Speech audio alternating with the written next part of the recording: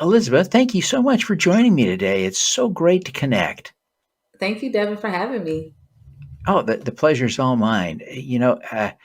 You have such a national reputation for good counsel, especially around crowdfunding. It's really an honor to have you on the show. I'm a huge fan of crowdfunding, but one of the things I learned is it isn't easy. There are things we have to take seriously, and Yeah. so people often need the kind of help you provide. So tell us a little bit about your law practice. Yes. So I am well, I changed the name depending on who I'm speaking with because crowdfunding is still relatively new. So I would intentionally, when I started, call myself a crowdfunding securities attorney with the intention of spreading the word about crowdfunding. But now I generally go by business capital because also, I find people raising, for instance, Rule 506C and not realizing that's crowdfunding. But anywho, I'm a business capital attorney who represent investment companies, small businesses, even nonprofits and co-ops, cooperatives with the legal strategy and compliance of raising capital from investors. So the legal strategy could look like anywhere from researching the various rules, um, working with the founder or the business owner to determine what type of exemption will be appropriate for them based on their needs, based on their wants. And the compliance is simply, my team and I forming the entity, so articles of incorporation, the operating agreement, and the investment contracts, as well as the filing with the SEC or the state regulatory bodies. Part of what your mission is as a business, I think, is to at least address Hmm. social justice. Yeah. You try to work with a lot of folks who are in underrepresented communities. Tell us a Mhm. little bit about your work in that regard.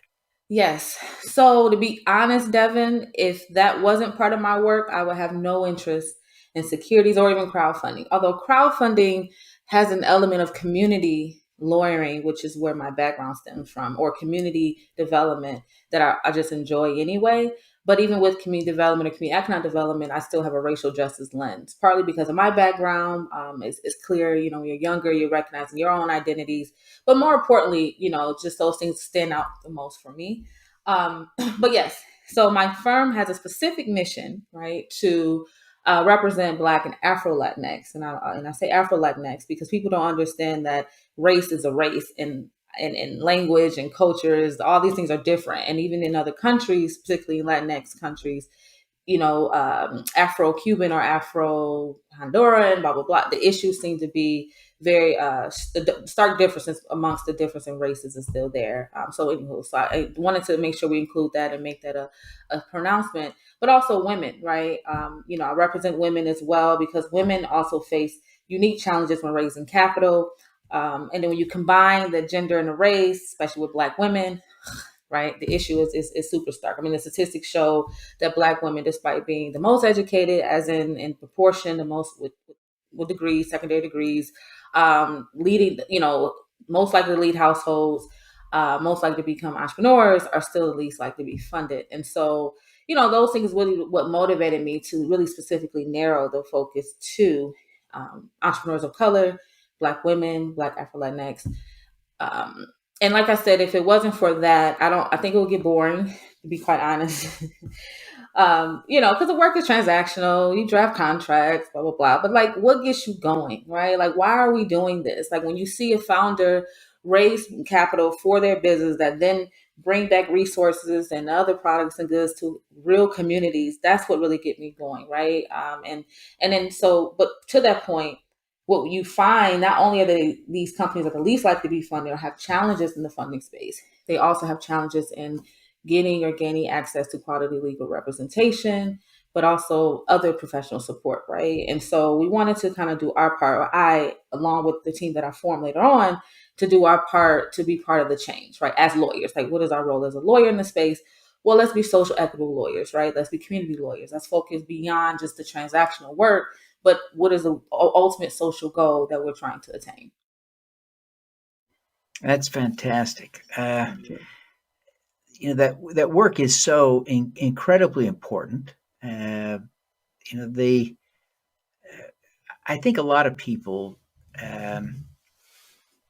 don't fully appreciate. I'm sure I don't fully appreciate all the challenges, the systemic challenges. But I've studied it a little bit, and it's shocking. Some of us weren't raised or in a way where we experienced it or even saw it close hands. We don't appreciate things like, um, the, you know, after World War II, the GI Bill created a mechanism for veterans to buy Mm-hmm. homes, Mm-hmm. but African American veterans weren't allowed to participate in that Right. program. It's Mm-hmm. heartbreaking to think Mm-hmm. about that deliberate exclusion. But it was the only way to get the GI Bill passed was that Right. racist caveat, and so it passed with that Mm-hmm. racist caveat.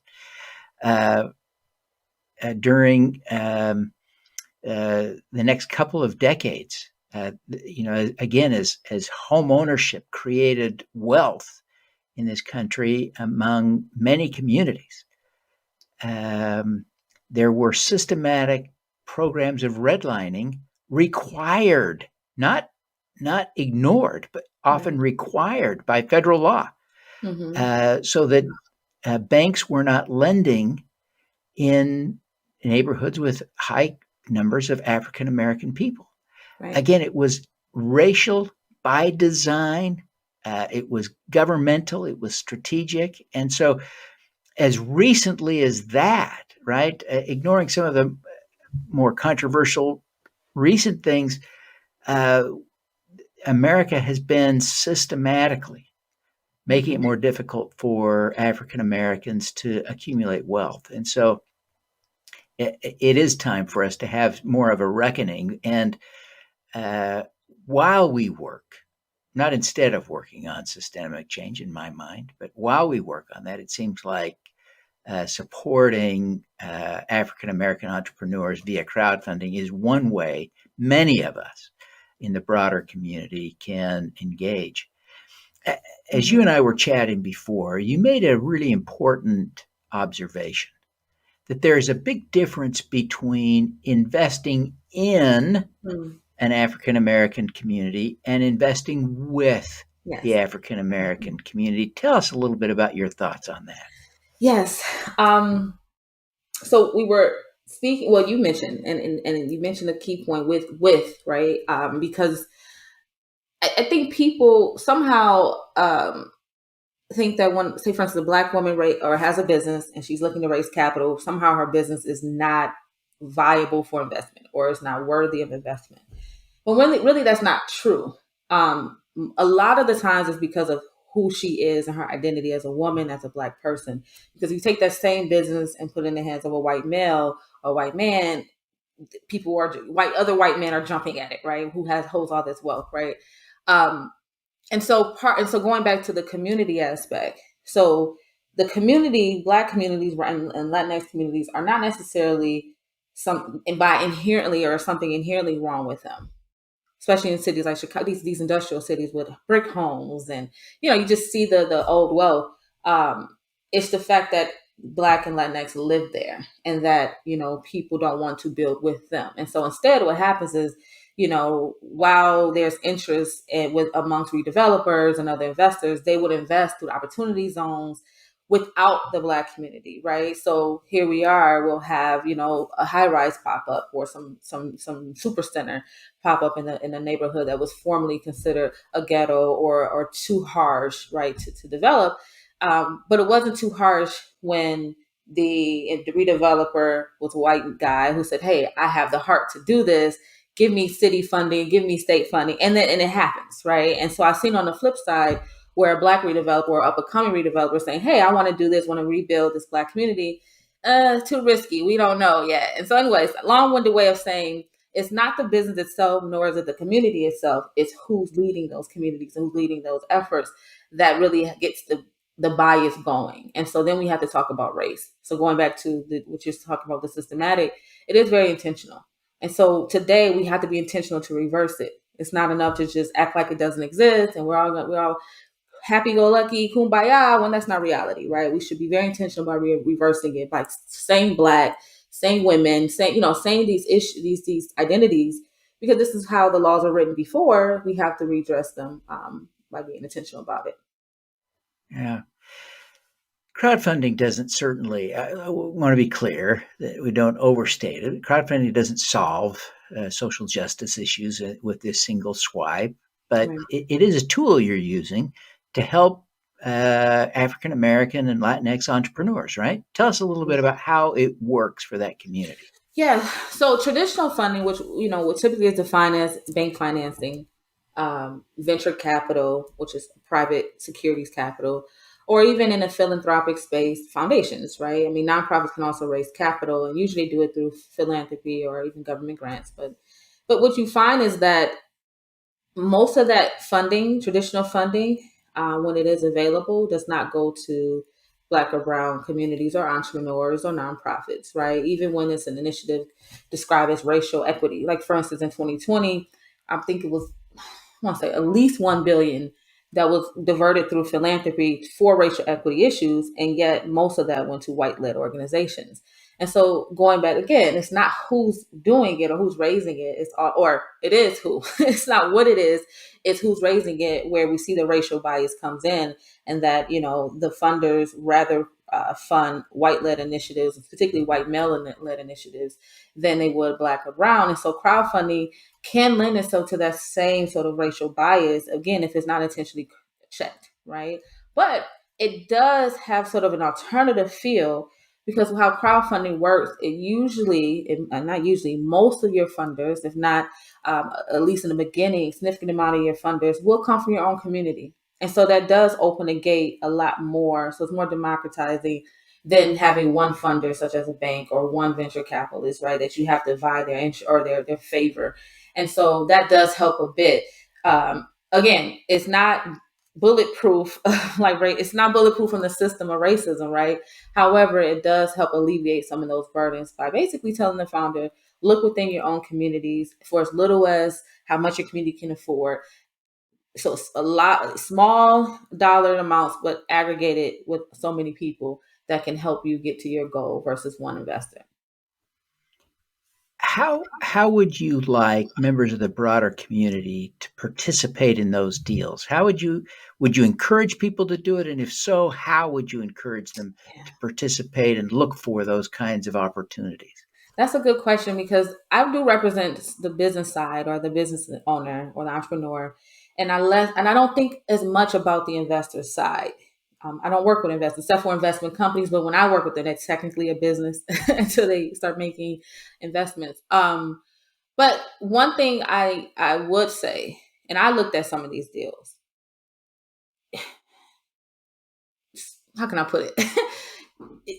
The deal should be very clear as to what it's doing, how it would get your money, and what type of formula. It should, the owner, the business owner, the entrepreneur should have worked with whether an accountant, a financial planner, or even themselves, to say very clear, based on this calculation or this prior revenue or these projections, I can realistically say more likely than not, this is what your return will be, right?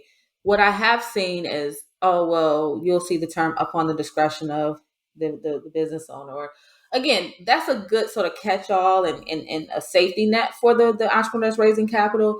But it has to have more. And I say that because if I see that, it doesn't, me as an investor, it doesn't tell me when I can get a return. And mind you, these are private offerings. So it's not like I can just go and easily sell it to the next person, which there are some changes in trying to create secondary markets in crowdfunding, but it's just not as easily or transferable, let's just say. And so if I'm looking at a deal, I want to see if it's laid out, the business model, very clear. I know exactly what you're doing.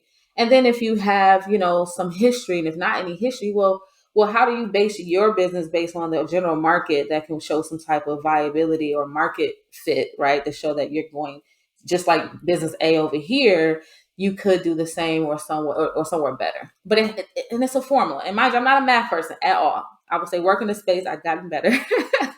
but it could be a narrative, and it could just show, get from point A to point B. And I see that with crowdfunding, some of these entrepreneurs got lazy, or if they were used to venture capital space, whether it was because they felt like the crowdfunding investor was not as sophisticated, or whether they just didn't have the right support, I will see some of these deals really are missing that meat. And then I worry that when it's time to distribute returns or some type of, like, distributions or whatnot, will the investor actually receive anything? And then I think so also those expectations has to be met, whereas, that wasn't communicated. So anywho, I think that is what I would look for, is when you're looking at the offering document, definitely see if the founder took the time to illustrate to you how and when money will be returned to you. Fantastic. That's brilliant. Well, Elizabeth, you are an impressive, accomplished woman. Oh, thank you. You're an impressive, accomplished human. Uh, what is your superpower? My superpower. I think I have the ability to spark interest, movements, and to really get people going. And I say that from my experience, when I was in a I'm still in the co-op space, but especially when I was on the organizing and forming entities. And I really have the ability, even with the crowdfunding, I was, in the midst of building a coalition, right? It's like I'm constantly thinking of ways for us to collaborate and to make things easier and better and more sustainable over time. So I would say my superpower is the ability to bring folks together and to spark some action, right? I think I'm a movement person at heart for sure. Oh, that's fantastic. That's fantastic. Can you think of an example of a success that you're proud of that you can tie back to that superpower, that you used your superpower, achieved a success you're proud of? Share us that story. Yeah, I'll even mention my law firm, which is soon to be a cooperatively owned law firm. And I say that because I'm listening to the women that I'm bringing on board, and they're telling me, sometimes when you do things, you really don't take a step back and just smell the roses, right? Or stop to smell the roses. And so anyway, part of my firm, not only are we representing underrepresented business owners, nonprofits, and co-ops with the strategy and compliance, raising capital, the other part of the mission of the firm is to increase the diversity within securities law crowdfunding, right? From the legal perspective. Um, you know, Black women represent about 2% in the legal field in general, 4% Black people as a whole. And then when you talk about securities, dismal, right? And so then you say, well, how is it that when Black women are the fastest growing group of entrepreneurs, their numbers are increasing, they're going to need funding, they're going to need support? Who's there to really support them in a way that they can feel comfortable, in a way that they understand, that they will have confidence that the practitioner understand their challenges? That is where, we come in to try to help resolve that one by one. And so we have a law clerkship program where it's designed to train other Black women law students and law fellows to work in this space. I can tell you, when I was in law school, I had no interest in securities. I just thought of Wall Street and big corporations. I said, that has nothing to do with community or anything, but I was wrong. I was wrong probably because crowdfunding was still relatively new while I was in law school, and I didn't know anything Yeah. about it. And so now, looking back, I wish someone would have told me, no, this is something you can use for good, for a superpower, right? And so I will say I'm very proud of the programming that we're building around that, because I see the changes in these young women who are saying, for instance, one of them actually been licensed since 2003, and said, like, I didn't feel law was for me, and really until I started working with you, because you do it so differently. And I'm like, really? Like, no, not little old me, because again, you don't think you're doing anything that stark of a difference because you do it from the heart.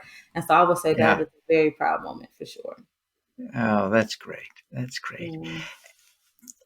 If you were thinking about this woman, for instance, that just joined you, Mm-hmm. uh, or anyone, but maybe think of her as you answer this question. If you were trying to coach her to develop these same skills, to spark a movement, how would you coach her to develop that ability to help you to extend your ability to spark a movement? Now that is a really good question, Devin. And I say that because, so we just hired a summer law clerk, and probably the deciding factor was a question that we asked her: why do you want to do this? So, we received a number of answers from the different law students, and some will say, well, I want to do business, or it was really very transactional. I want to learn contracts. It was something to that effect. where she really ultimately just said, I want to help people. she did like different community, sort of roles before. And to me, that matters more because I can teach you the transaction. I can teach you how to write a memo, and we can work together how to draft this contract. And that's something you're a law student with. We'll figure it out. The professors are teaching you this, right? But we can't teach you what's in your heart and why, what moves you. But so your question is very difficult for me to answer because it sounds like, how do I teach someone to have passion? But maybe I need to think on that. And I think part of it may be relating what we could do if I have someone in my face that asks that question. It's like, I really want to find a passion. I think what I often tell people is, don't think of money first. Think of, if you could do anything in the world and money was not an issue, what would you do? And you'll hear all types of just great impact. An artist, social justice. It will really be issues that relate to people if you took out the money part, right?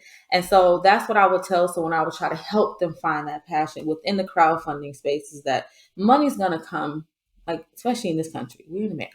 Money's going to come. And I say that sort of, loosely, but the reality is that I truly do. That gets me going, because as we do the good work, of course, you're going to find out how to sustain it because you really love this work. The pandemic, I rebranded the firm to work in this space. There was really no money coming in. It was like, whoo, what do we got? Especially when it shut down. Oh, you should have seen me. I never panicked before about anything. But I kept going. And I think what kept me going was the passion, right? If you were only doing it for money, of course you're like, nope, next, what's next? And you're going to constantly change your mind. So I would say that. I would say really work with someone to focus on what gets them going. Like, what wakes you up in the morning, like every day. Yeah. Like, what gets you going? Yeah. Oh, that's great. That's great. Well, Elizabeth, I really appreciate your insights, and thank you for taking the time to be with me today, with the audience. You're very kind. Before you go, would you take just a minute and tell people how they can learn more about your law firm and how they can connect with you personally? Yes, thank you. Website is designed to be an educational resource. I would say go there, www.elcesq.com. There you'll find articles where myself and my law clerks and fellows have written on topics from crowdfunding to crypto, data privacy as it relates to raising capital, as well as different webinars, podcasts, interviews such as this, and even programming that we've created and interviewed others in the space. I think that will be a valuable resource for folks to, one, introduce themselves to it, but also to learn more, especially if they're on the fence of hiring an attorney just yet. Also, social media at ELC, ESQ LLC, Twitter, Instagram, Facebook, and LinkedIn. Fantastic. Elizabeth, thank you so much. We wish you every success in helping people to accomplish more and do more good in the world. And we look forward so enthusiastically to having you speak at SuperCrowd 22. It's going to be great.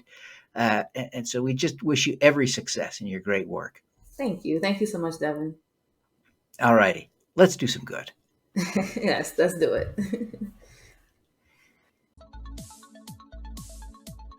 Thank you for tuning in to the Superpowers for Good show. Twice each week, we host changemakers who share their impact, insights, and superpowers. Don't miss another episode. Subscribe today at superpowersforgood.com. That's superpowers, good.com. Be super empowered. Get your copy of the book, Superpowers for Good, as an ebook, audiobook, paperback, or hardcover edition via your favorite online retailer. Interested in having me speak to your company, organization, or association? Visit devinthorpe.com. Then let's talk. Now, keep using your superpowers for good. Together, we can reverse climate change, improve global health, and eradicate poverty.